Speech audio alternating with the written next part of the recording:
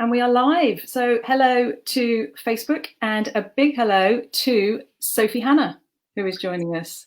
Hi. Hi, how are you? How has your Wednesday been? It's been very busy, but really good. Busy All with right. lots of nice things. Okay, that's good. Any writing? No, way too busy to do any writing. Oh, all I've right. been doing lots of coaching and lots of podcasting and lots of planning future TV shows and all of that kind of thing. Okay, well, I think I might come back to that because that sounds very exciting. I'm definitely going to come back to the coaching because that is something we have a lot of questions about. I think everyone feels like they've got you for like 45 minutes and they're going to get squeeze as much out of you as they possibly can on that topic. So Yeah, if anyone wants coaching on anything, they can put it in the comments box and maybe I can do some live coaching. yeah, okay, that sounds brilliant. So yeah, the comments box is live. If you have a question for Sophie, pop it in there. She can see the comments and obviously I can see the comments.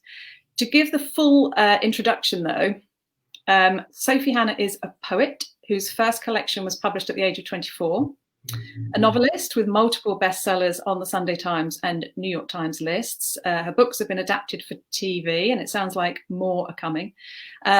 Sophie's a creative writing tutor at Cambridge, a translator of books from Swedish to English, the writer of a non-fiction book called How to Hold a Grudge, which made me chuckle a lot, and creator of a coaching course called Dream Author. And then obviously the pinnacle of all of this is being guest writer in Afraid of the Christmas Lights, which is the Christmas charity crime collection. Is this the sort of person you are, Sophie? Do you kind of say yes to everything? Is that your MO? You seem incredibly positive. I am incredibly positive. I do tend to say yes, not to everything, but to everything that sounds tempting.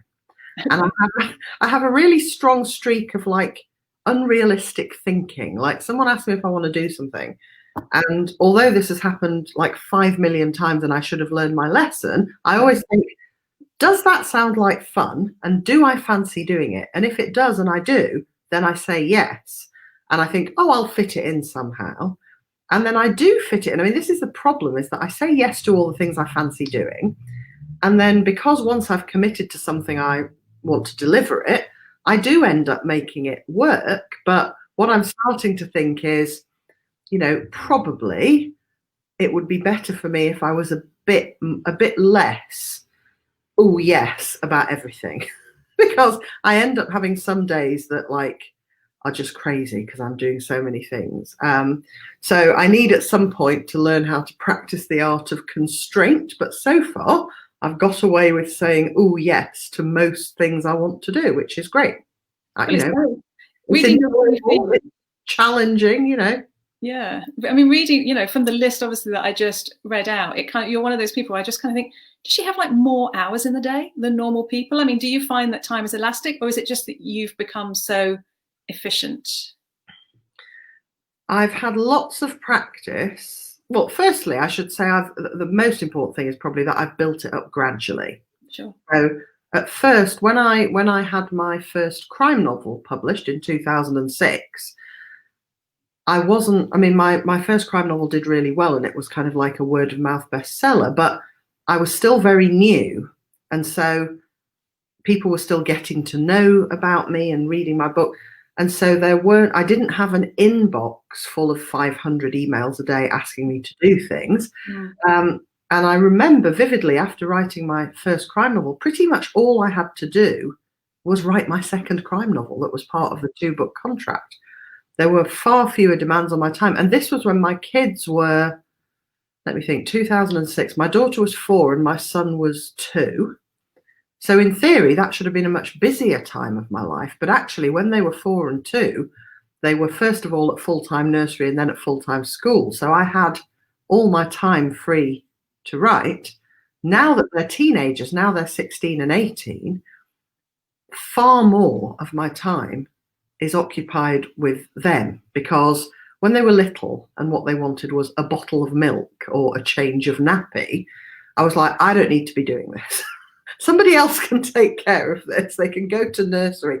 Now the kind of issues they're having are like, this teacher said a mean thing to me, and I'm like, what? I've got to wade in on this. So it's like, I feel like my parenting is more suited to teenagers than to babies. But yeah, so I started gradually, and I was doing a book a year, and I got into that routine. And then came the first year when someone asked me to write more than one book a year. I was like, I wonder if I could do that. I'm going to assume I can. Let's try it. And so I gradually just extended my sort of ambition in terms of what I wanted to achieve in what time frame, and I built it up gradually. And yeah, I just, the more basically what it boils down to is the more you believe you can do something and then set about doing it, the more likely you are to succeed. If I'd thought I probably can't do all that, then I wouldn't have been able to do it. But because I believed I could and said I could and then tried to, and I wasn't willing to consider letting anyone down, so I had to make it happen. And then, you just get into practice and you develop, ways of making your writing process more efficient. Like, for example, when I wrote my first crime novel, Little Face, it took 3 years. Yeah. I hadn't yet developed the most efficient way of writing a novel, but now I have. I can write a first draft in 2 months. Yeah. Well, we'll come back to that in a little bit, because I do have a couple of sort of, process questions for you that came in. Your story in Afraid of the Christmas Lights is called The Breadwinner. Yeah. Quite a sort of a tricky little story, actually. It's quite devilish, isn't it? It's quite provocative. Yeah, I don't even know if it's crime. I mean, I think it's in a court. Domestic. It's a courtroom drama. Mm-hmm. You could say it's domestic suspense, but I mean, it's not a murder mystery. No, but it's definitely got that feel, and it kind of struck me as a story of ideas. And I wondered if you write a lot of short stories, if that's a place where you can kind of play with some ideas to see what's working and what not, To be honest, I mean, I wouldn't say I write a lot of short stories. I write occasional short stories, and each one has a different aim. So, for example, one of my short stories, which is very much crime and suspense, is a story called The Octopus Nest.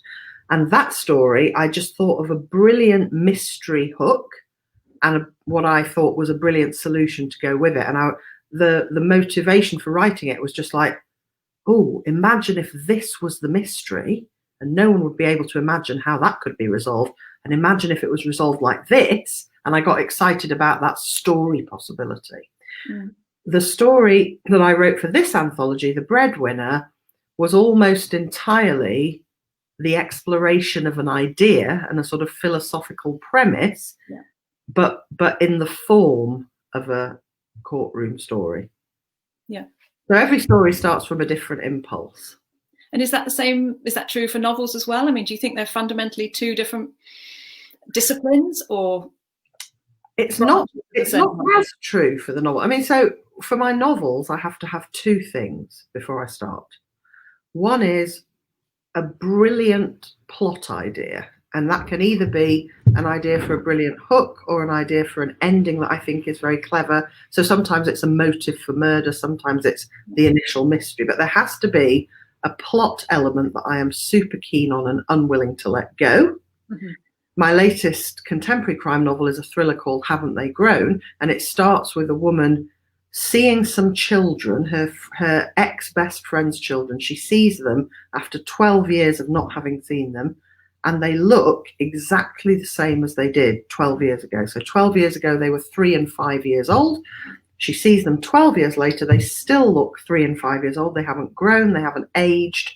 They're wearing the same clothes they were wearing 12 years ago. Like, why haven't they grown? That's why it's called Haven't They Grown? Yeah. And so that's what I mean. Like, when I had the idea for that opening mystery, I was like, I love that so much, I have to write it. So that's one element that I always need, is the plot hook.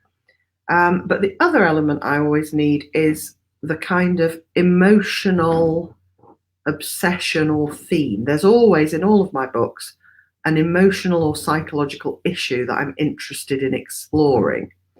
And for Haven't They Grown, actually, there were two. There was the whole thing of like friendship and what friends owe to each other, what being a good friend means, and also the sort of more, I guess, moral philosophy idea of like, when does polite and respectful minding your own business cross over into the bystander problem. Right. Like, I don't go around to my friends' houses and say, look, you're bringing up your kids all wrong. Let me tell you how I think you should bring them up, because that would be very rude. And I would not be minding my own business, which I should.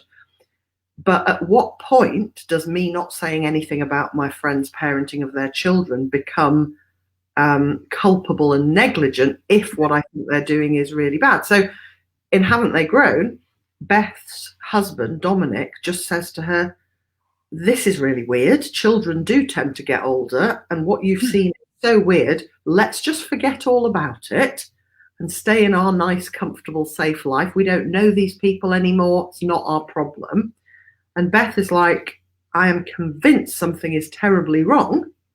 And how can I just, it would be irresponsible to not take it further. And what's fascinating to me is that readers, many, many people have got in touch who've read it. They seem to be fairly evenly divided down the middle. Some people are very much on Beth's side of like, of course you've got to pursue it. How could you not? And equal numbers of people are on Dominic's side, and they're like, yeah, she shouldn't have interfered. Yeah, well, that's so real, isn't it? Because people will do so much to avoid embarrassment and shame. I think shame for me is like a huge theme in all three novels that I've written, because I think people will go to quite extraordinary lengths to avoid awkward situations or embarrassment or shame or all of those things. Those kinds of emotional themes are always powerful. All of those things, but also I think people will go to great lengths not to have to do anything about something. Absolutely. Or not to be involved in something. What was it? Oh, yeah. I can think of a really good example. So the other day, I saw my husband after not having seen him all day. And I said, you'll never guess what's happened. And then I told him a story about some people we know. And I was like, this person we know is furious with that person we know because X, Y, and Z. And and this had nothing to do with him at all. And his first reaction was like, oh no, how do we have to do anything? I was like, yeah. Don't panic. I mean, literally all I told him was that a thing had happened. And so he immediately started saying, yeah, I don't think you should even be discussing this with anybody. It's the fear of doing the wrong thing, maybe. I think, honestly, for a lot of people who take that sort of politeness and mind your own business to an extreme, it's just a fear of being involved in anything. Absolutely. Yeah, being dragged into something that you can't. We've even got an acronym for it, because our teenagers, obviously they're 16 and 18, they're still at the age where they suffer from FOMO. If they think all their mates are getting together and they're left out, they get FOMO.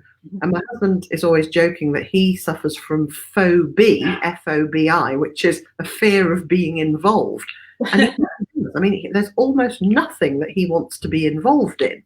Whereas that's like a kind of a character as old as time, isn't it? It's the guy that just wants to sort of sit in his chair in the corner and read the newspaper and be left alone. Yeah, exactly. In fact, Haven't They Grown? I won't say the characters are based on me and my husband, but they are a tiny bit. They're a little bit in there. Yeah, if I saw two children who hadn't grown in 12 years, I would not be able to let that drop until I found out what the hell was going on. Yeah, I mean, I don't see how you couldn't. That almost sounds like something out of, sci-fi. And so an idea like that, does that just kind of pop into your head? Is it just as simple as that? You're just like, oh. Yeah, all my ideas that I've ever had have just popped into my head. But I think the reason they have is because since I was about 7 or 8, writing has been my main hobby and interest and priority. So it's like my brain has been receiving the subconscious instruction to produce amazing plot ideas. Yeah.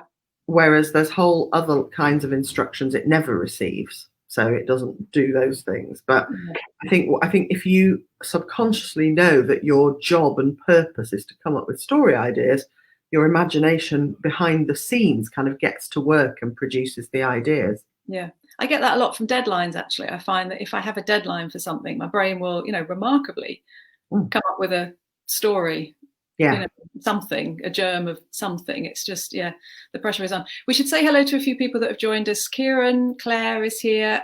Both Felicity, Fliss, and Fliss. Furniss, yeah, has got your book on her TBR pile, so that's very nice. Now, I mentioned that I reached out to the other authors in Afraid of the Christmas Lights to see if any of them had some questions for Sophie as well, and not surprisingly, they did.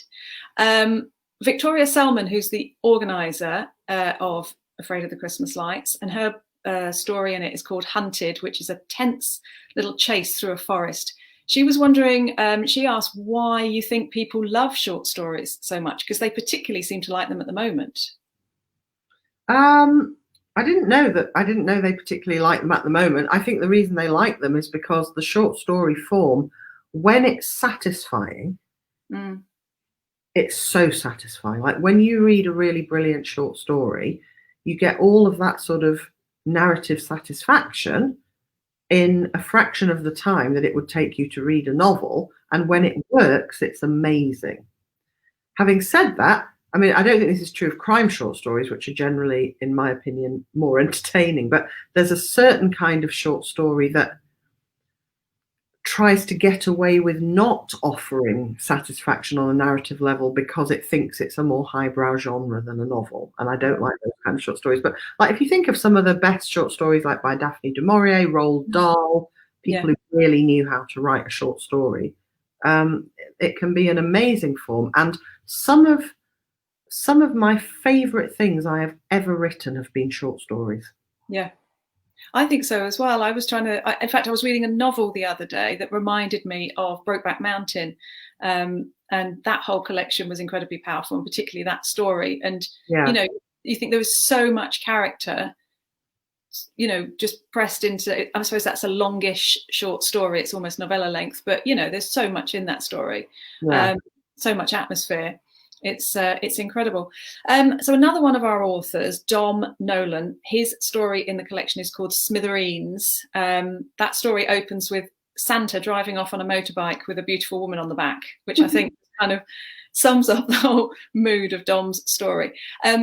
He was particularly interested in asking you, Sophie, about the Agatha Christie novels, because you have written 4 Agatha Christie novels with with the full permission of the Agatha Christie estate, which I believe it's the first time they've ever done that. They've ever allowed a writer near it. Don was particularly interested in the original character, Inspector Catchpool, who narrates the stories instead of Poirot. So Poirot is in them, but he's not narrating them.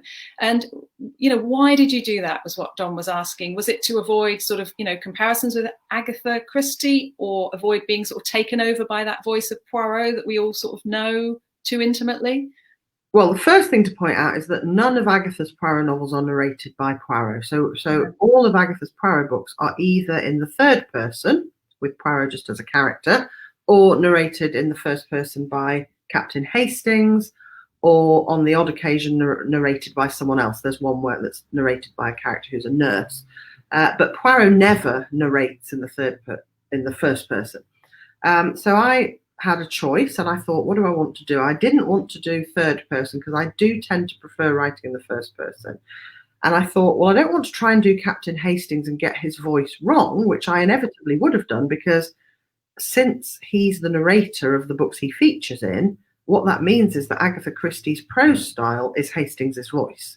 Sure. And I don't believe that one writer ever can or should copy the style of another. So I didn't want to try and write exactly like Agatha Christie and try and get Hastings's voice right. And then I thought, well, actually, what's happening here is I am a new person writing about a very well-known and traditional character. So why not create a new narrator, and then my narrator, Catchpool, can be a new person working with Poirot, writing about Poirot, and that exactly mirrors my relationship to Poirot, and it just seemed like a sensible way to approach it. Very cool. And how was it? I mean, did you ever sort of buckle under the weight of that expectation of writing an Agatha Christie novel? No, because it was a very exciting challenge. And I, took it very seriously and made sure to do it as well as I could. But I never, I'm not Agatha Christie, so I knew from the start that I couldn't write an Agatha Christie novel. I also knew that Agatha Christie is the best, in my opinion, and most best-selling crime writer that's ever lived. So in a way that kind of took the pressure off. I saw my job as being to write as entertaining and clever and puzzling and satisfying a mystery as I could for Poirot to solve, and that hopefully would provide enjoyment and fun for other Poirot and Agatha superfans like me. You'd use the word puzzling then, and very often the books were described as puzzles, like they're incredibly, plot-wise, they're incredibly intricate. And that sort of links with a question that James Delagi, who is one of our authors, asked. His story is called The Switch, and he basically was asking if you are a planner or a pantser. And I'm guessing, given the intricacy of the plots, that you are a planner. I'm a massive planner. And one of the things I teach in my Dream Author coaching program is what I call the gnocchi method of planning. Gnocchi as in the Italian food, spelt Gnocchi. I invented that term to describe my method of planning for various reasons, and I swear by it, and I teach it in Dream Author, and it's one of those things where once people know what it is and have tried it, they never look back. There's one or two Dream authors who have said, I've tried it, but I just think actually I prefer not knowing where I'm going. But for me, I mean, never say never. I may one day decide to write a book without a plan, or more likely, I'll have to write a book without a plan because I'll run out of time before the deadline. I'll just have to start. But in general, I like to do the planning stage first, and I'm very meticulous. I remember reading an article by you some years ago, actually. I think it was in The Guardian. It was kind of almost like a defense of planning. And it was called Why and How I Plan My Novels. Yeah. And it meant quite a lot to me at the time when I happened across it, because I'm a planner as well. And I seem to read or hear so many people talking about planning as though it's sort of cheating or kind of less authentic, or not, almost like it's taking all the creativity out of it. And I almost started to sort of doubt myself, I think, because of reading those. And so when I read you writing this article saying, actually, it's a creative process in and of itself, that really helped. I mean, the planning process is when you decide which bits of the story are going where. It's incredibly creative. It's just, I mean, if you're a planner who then writes, does the plan, then writes the book, all you're doing is separating the creativity into two different stages. I personally prefer doing that because I like to first of all focus on creating the story and arranging the shape and structure. And only when I've got that thoroughly sorted do I move on to actually bringing the story to life as effectively as I can. And I'd far rather do that without simultaneously worrying if the plot was working properly. Yeah. So what would be your sort of percentage? I mean, say if you were writing a book a year, how much time would you spend on the planning? How much on the writing? I would probably spend... See, it's very hard to answer a question like that because I've no idea how long anything would take me if I had the time to do as much work as I wanted on everything. Yeah. So my actual real experience is things take as long as I've got. Sure. So that can sometimes mean that the gnocchi plan takes longer than the actual writing of the novel because I've got more time then. Usually, I mean, I guess if I had to sort of try and come up with an answer, I'd say the plan might take a month to 2 months, and the actual writing of the book might take 2 months to 6 months, depending on how straightforward it was. Yeah. Now you've mentioned the Dream Author coaching course. I've been quite fascinated with that myself. I know so many people who are taking it. It's actually on my Christmas present list. It is, yeah, because it sounds so good. Because it's not, from what I understand, it's not a how to write course. It almost seems to me like sort of CBT for writers. So, sort of counselling almost. So sort of almost getting into counselling. So maybe you can tell us a little bit more about what it is. And what I'm interested in is, why is it needed? Because so many people seem to want this emotional support almost. Yeah, so first of all, it's not a course, it's a program. And that's very important. It's not, It's different from all the courses where you learn how to write a bestseller or you learn how to write a crime novel. Now, in fact, the people who are doing the Dream Author program do always make leaps and bounds in terms of improving their writing and learning how to make it better. But that is all a byproduct of the Dream Author coaching. It's not the focus of what we're doing. The reason I felt it was needed and created it was because I noticed that an awful lot of writers that I met were not feeling happy and successful in relation to their writing. I heard an awful lot of, here's why everything's going terribly for me kind of stories, both from regular top 10 bestsellers and brand new writers who hadn't even finished their first book. Everybody would produce a tale of woe. And everybody who produced a tale of woe would honestly believe that they were just telling me the facts of the situation. They didn't think they were being negative. They thought they were just reporting on the situation as it was. So, for example, one writer said, my sales track record is terrible. Then she described her last 7 books, each of which had sold less well than the one before. And she'd gone from something like selling 30,000 copies of her first book to about 2,000 of her 7th book. Her publisher had dropped her. She'd got an idea for a new book, but she had no confidence. She said, everything's just gone about as badly as it possibly could have. And is there even any point in trying with this new book? Is anyone going to be interested? She was also in her early 70s at this point. And I said to her, well, this new idea you've got is amazing. So, if you're thinking to yourself, I'm too old, it's too late, I've got a terrible sales track record, then you're going to make yourself feel terrible. And you think you're feeling terrible because you're in an objectively bad situation. But what I do in Dream Author, this is the first thing we do in anything we're coaching on, we separate out the facts from the story. Right. The facts in this woman's particular case was she was 72 years old. She had an amazing idea for a book, which you only have to hear the idea to know that it could be huge. It's one of those amazing ideas, right? Yeah. So she had this idea, but that's just my opinion that it was amazing. So the facts were she was 72, she'd published this number of books, they'd sold this number of copies.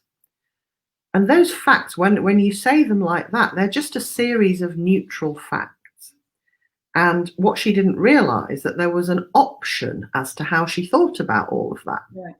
And I get into that CBT territory, isn't it? The cognitive behavioral therapy is that it's kind of teaching you to almost put one stage between accepting the facts, like you said, or what you think are facts. And to be honest, I haven't had any first-hand experience of CBT. Yeah. But I think there are some similarities and some differences from what I know about CBT. But it's realizing basically that the way all of our results in terms of our writing, and that's results as in whether we get a deal, whether we sell books, how we feel about our writing, all of that is created by our actions. It's our actions that produce our results. Our actions are fueled always by our feelings. And our feelings are never created by the external circumstance. They're always created by our thoughts. For example, when my last Poirot novel came out, it went into the Sunday Times chart at number 8. And I heard it was at number 8, and I was like, yay, top 10, amazing. And I went around feeling extremely happy and successful. And because I felt happy and successful, I took a load of very powerful, strong actions to create more happiness and success, because I was already thinking, well, I'm a happy and successful writer. Shortly before that happened, a writer acquaintance of mine had a new book out that went into the Sunday Times top 10 at number 3, which, as we all know, is 5 places higher than number 10. And he was devastated. And he thought this was a terrible failure. And it was him being on a downward trajectory in his career because his last book had gone in at number 2. Right. So if I'd gone in at number 3, I'd have felt exactly the same as I did going in at number 8. I'm like, yay, success, happiness. So like that just proves, that's a really good example for writers, because it just proves how it's never the facts. The facts are always just neutral. And then we get to decide, what are we going to think about this? So I said to this 72-year-old writer, I said, look, what if you were to just think, I'm not too old. Publishers aren't going to care how old I am when they hear about this brilliant idea. Publishers want to sell loads of copies of books. They're going to look at my idea and think, of course this will sell. We don't care how old the author is. They're going to look at your sales track record and think, so what? Those were books without this massive hook. This one has got this massive hook. And I said to her, I really think this could be huge. And she just couldn't. She was like, no, I just don't think. And she kept saying things like, well, I'm so sure it's not going to work that I'm not even going to write it. I'm not even going to write it until I know a publisher would want it. And I said, well, look, you can think that if you want to.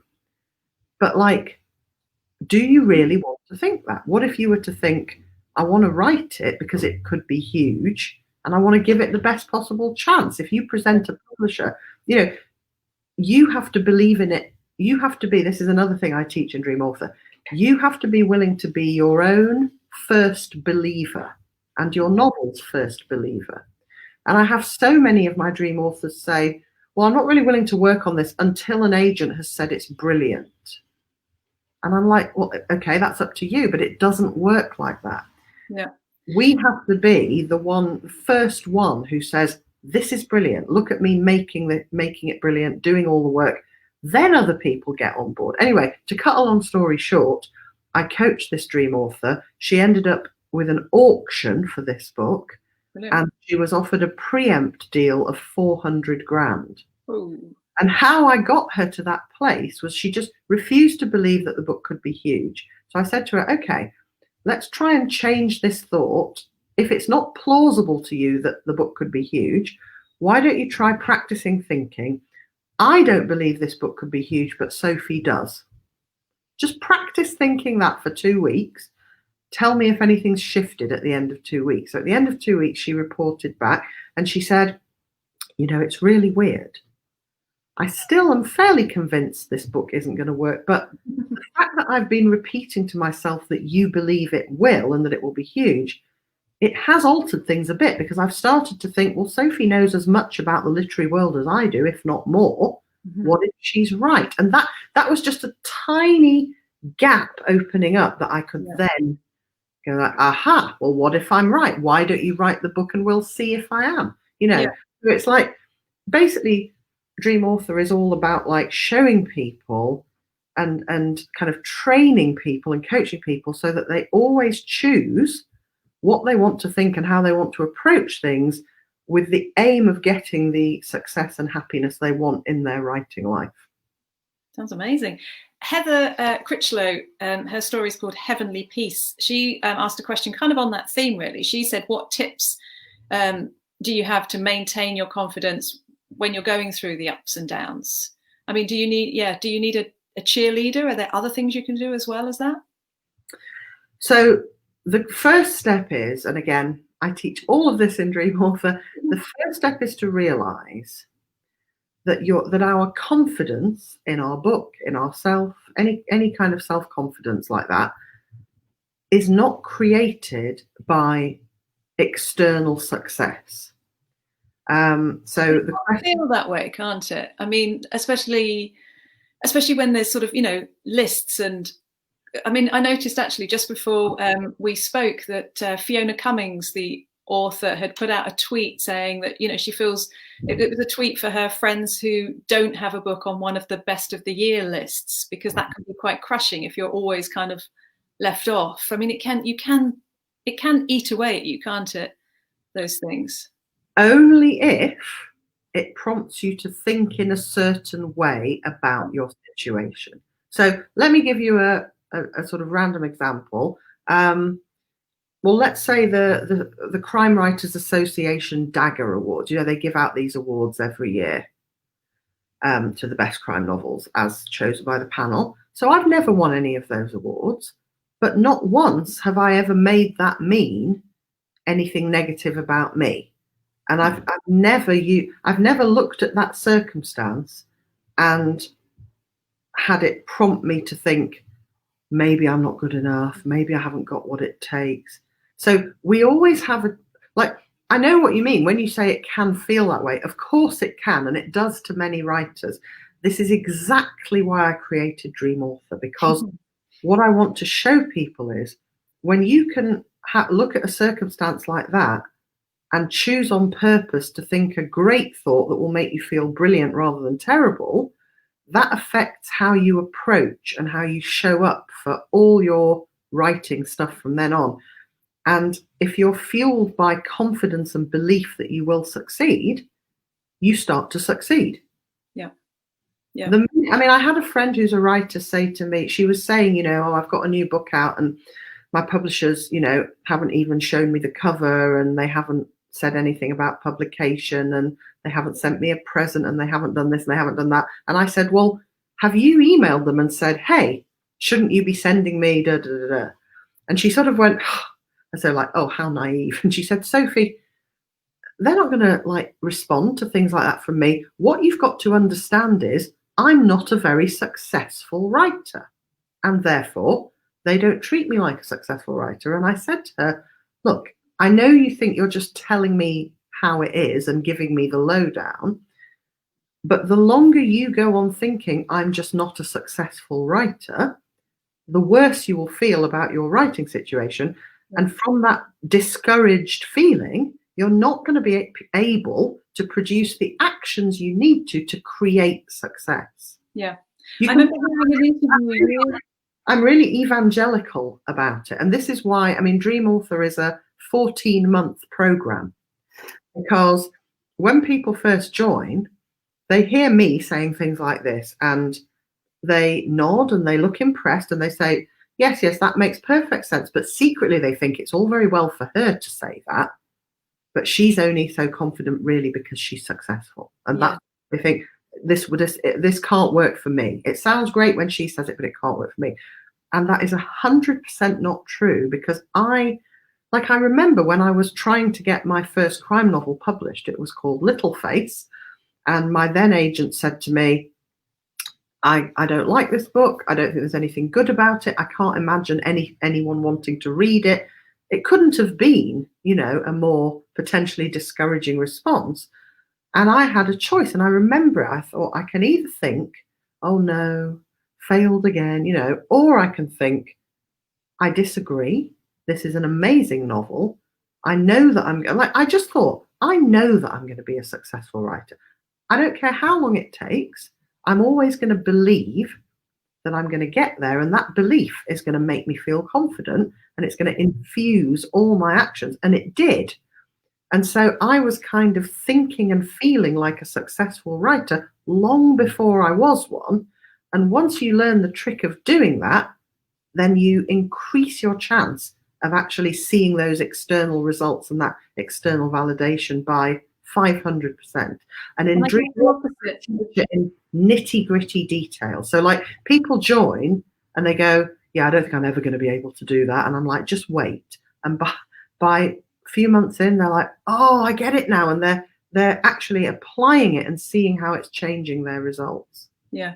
And I guess the opposite is so sort of pernicious. I remember hearing an interview with, her name has gone out of my head, the Eat, Pray, Love, Elizabeth Gilbert. Yeah.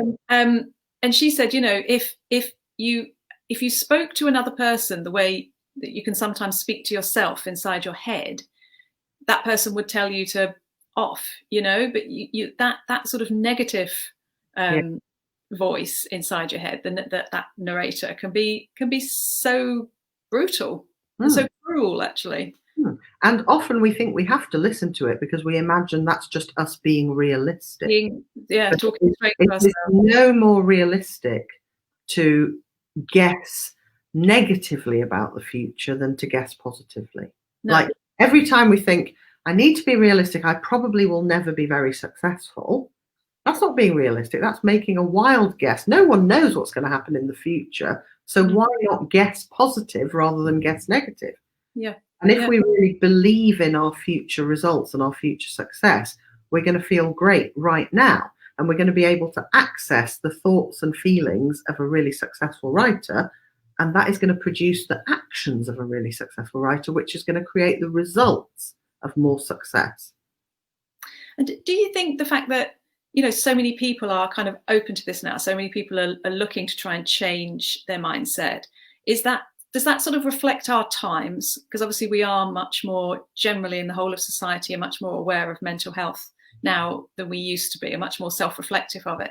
Or do you think it sort of reflects that there is a problem really kind of at the heart of publishing almost, that a lot of authors just don't feel well enough supported, almost feel like there isn't enough success out there available because it's just sort of somehow saturated? I think there's a problem, but I wouldn't locate it in the publishing industry. So I don't expect the publishing industry to make me feel happy and successful. Only I can do that. So it's partly about separating out what we're in charge of and what other people are in charge of. Yes, I think there is a greater interest in mental health. And so that is obviously making people take an interest in like something like Dream Author, that is precisely to help writers with the psychological and emotional side of things. But at the same time, it seems to me that people are less and less willing to change their minds or admit they're wrong about things these days. Everyone is very convinced they're right about everything. And so actually, you know, in a way, I feel that what I'm doing in Dream Author is quite kind of controversial, because I'm basically saying, look, everyone's sure they're right about everything. But what I'm asking you to consider is that maybe we're really not right about any of the things we're convinced about. What if we were to look at those same facts in a different way? How might the results be different? So I think in some ways, I'm very much with the zeitgeist because everyone is interested in mental health. And in other ways, I'm going against the zeitgeist by saying, you know, what if the key to everything, success, happiness, confidence, what if that relies on you being really willing to be wrong about stuff? Like it's when we're willing to be wrong about things that we make real progress. Whereas when we are gathering evidence, like if we believe we're never going to make it as a writer and we don't want to be wrong, then what do? We go and gather evidence that supports our belief that we're never going to succeed. And that then creates the result that we don't. Yeah. And it becomes a self-fulfilling prophecy, of course. Yeah. So moving on back to some of my other authors' questions, because I'm just watching the time a little bit and it's kind of whizzing by. Kate Simmons, who wrote a great story in this collection called Bad Guy, which is about it's a lovely story, actually, a bit, as we were talking about earlier, one of those, it's quite sort of epic in its scale, even though it's short. And she asked, what's the worst thing anyone said about your writing and how did you deal with it? Oh. That's one of those top questions. I mean, God, there's been so many. I can none particularly stand out. Every so often, I'll either get an email or I'll read an Amazon review and someone will say, this is the very worst book I've ever read by the very worst writer I've ever encountered. And how I deal with it is just to think, interesting. Yeah. Isn't it interesting? Why you wrote that? Yeah, I think I genuinely find it fascinating that, you know, some people really love my books and some people really don't love them.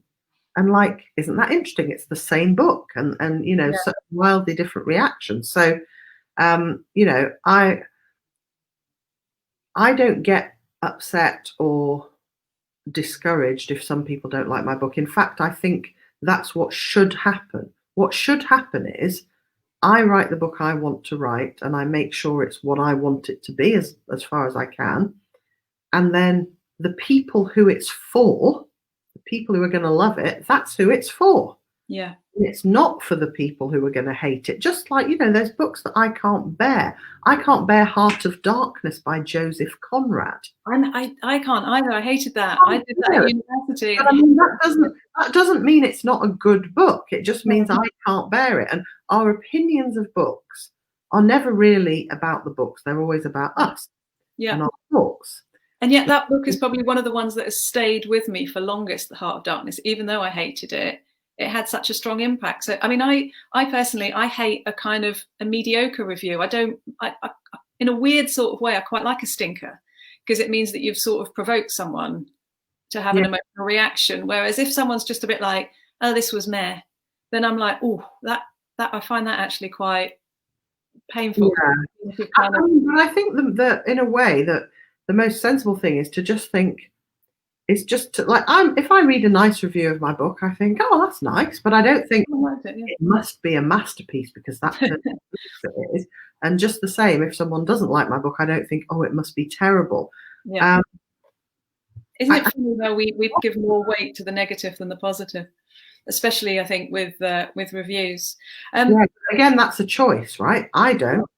If I see someone moaning about my book, I'm like, okay, I don't need to think about that, because I want to focus on thinking positively about my book. So that person doesn't like it, that's fine. That's totally fine.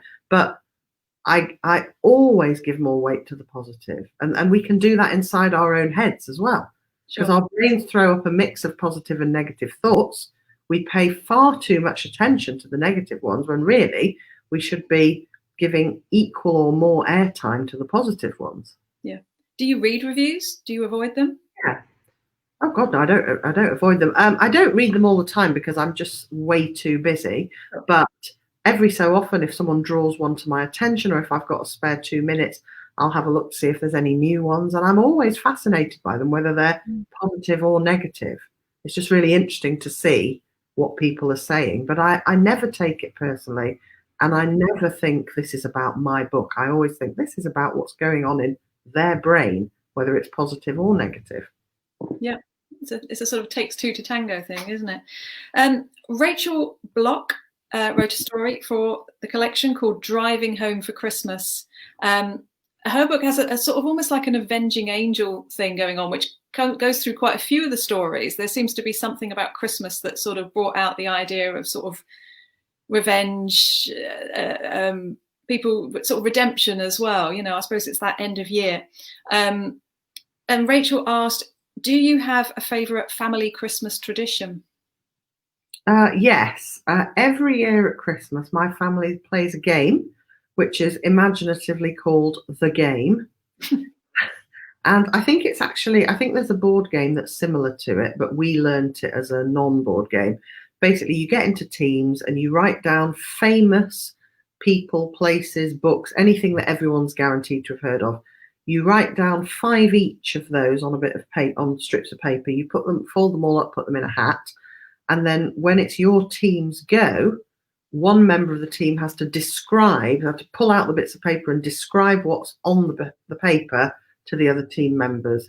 And the team that guesses the most wins. So like, for example, if you unfold a bit of paper and it says the Eiffel Tower, you have to describe that to your teammates without saying the Eiffel Tower. So you have to say tall, pointy building in Paris. And a Christmas Eve tradition, the Christmas Day? Yeah, Christmas Eve tradition, we always go out to a restaurant for a curry. Oh, nice. Been doing that since I was a teenager, at least. Very nice. Christmas Eve Vindaloo. All right. Staying on the Christmas theme, Tim, who writes as T.E. Kinsey, his story is called The Bedminster Bird Burglaries, which is about some stolen Christmas dinners. And I think he actually really missed a trick by not calling it Gongoose, because for a thriller. Very simply, what do you want for Christmas, Sophie? I don't know if he's going to send it to you, so you choose wisely. What do I want for Christmas? I want some new green blankets to go over my TV room. I have 2 footstools in my TV room. And when we first did up the room, well, when I say we, when other people hired by us first did up the room, I bought 2 beautiful green blankets to go over the footstools. And they're very, very shabby now. The dog has pretty much chewed them to bits. So I've been looking on Etsy for some nice new green blankets that when I find them, I'm going to assign them to my husband to get me as a Christmas present. That's good. I got a blanket last year actually for Christmas. It was a beautiful one. We'd seen it came from Orkney, so it was made of Orkney wool, and we saw it when we were up there on holiday. And my husband managed to track down and order one. It's just a beautiful thing. You know, you think I'm going to have that for a long time. I love a nice blanket. Yeah, no, it's a very nice thing. All right, well, thank you very much. We have galloped, as I said, towards the end of our time. It's been brilliant to talk to you, Sophie. Thank you so much. You're welcome, and thank you for inviting me on. It's been great to chat, and thank you everybody for coming. And if anyone wants to know more about Dream Author, there is a website with, well, there's loads of things, but there's lots of sample podcast episodes. There's a webinar, there's stuff you can listen to and watch without joining. There's also a bit on the homepage where you can sign up to receive the free newsletter. So there's lots of goodies without you having to part with any money. And obviously, if you want to join, I would love to coach you on how to be a happy and successful writer. Yeah, I think you'll see me on there. I've spent a bit of time on the website already. There's already some great, resources on there, and tempts you into following the course. We're getting lots of little goodbye messages from all the people who've been tuning in, so that's really lovely. Before we do finish, I should mention, of course, that the reason we're all here, as well as Dream Author, is the Christmas crime collection, Afraid of the Christmas Lights, which is on sale now on Amazon. I think it's went whizzing in at number sort of 3 in the short story rankings. So that's really that's good. So that's really good. And it's a huge success. It has. And the reason why I'm sort of, keen to plug this is that the proceeds go to 2 very important charities who work kind of on the front line, really, with in domestic abuse.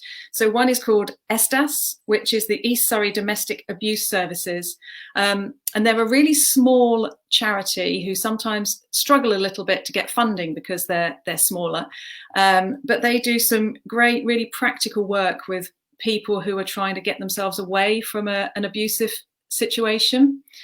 So that's really important. Sometimes as simple as sort of helping people to get transport so they can leave. Something as simple as that can sort of make a difference. And the other charity is called Rights of Women, who are an organisation who basically advise women on their legal rights and, what sort of help is available to them or should be available to them if they need it. And so those are the 2 charities that we decided to support and hopefully will benefit from this. And so Afraid of the Christmas Lights is available now on Amazon with a story from Sophie Hannah, and a story from me and a story from lots of the other authors who joined us tonight. So thank you so much. I'll wish you good night, Sophie. Bye-bye. Bye, everyone. Thank you. And good night to everyone on Facebook. Bye.